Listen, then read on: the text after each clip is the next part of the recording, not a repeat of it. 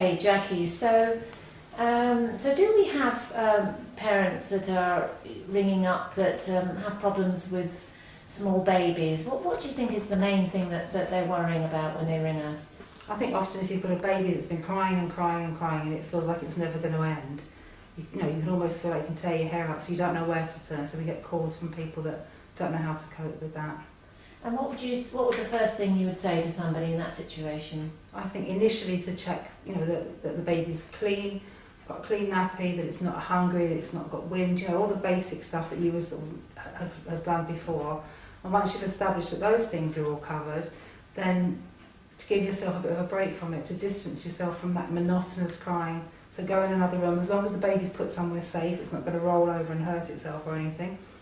And then remove yourself and take a few minutes to calm yourself down, which might make the baby calm down. So what do you think parents are feeling when their baby just screams and screams?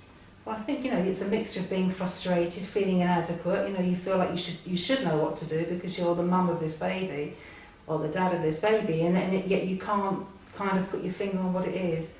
And it's upsetting to hear somebody crying and crying, but they have no other way of communicating with you.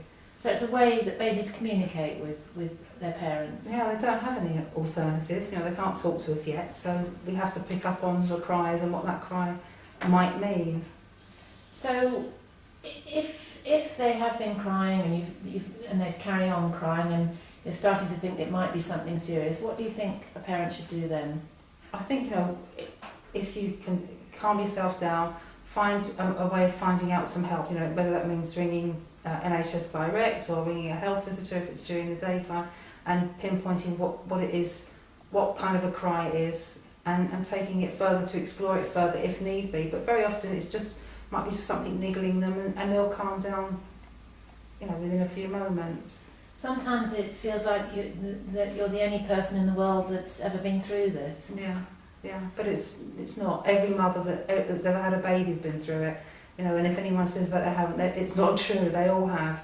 It's a very difficult time because you're most tired, you're exhausted. You've got, you could be on your own for a length of time, and you've got to somehow find a way to deal with it.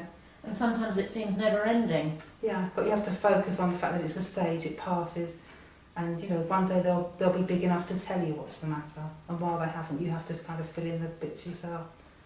But it can be quite worrying for parents, can't it? Of course, yeah, because you're the most important person in that baby's life, and you've got to try and find an answer.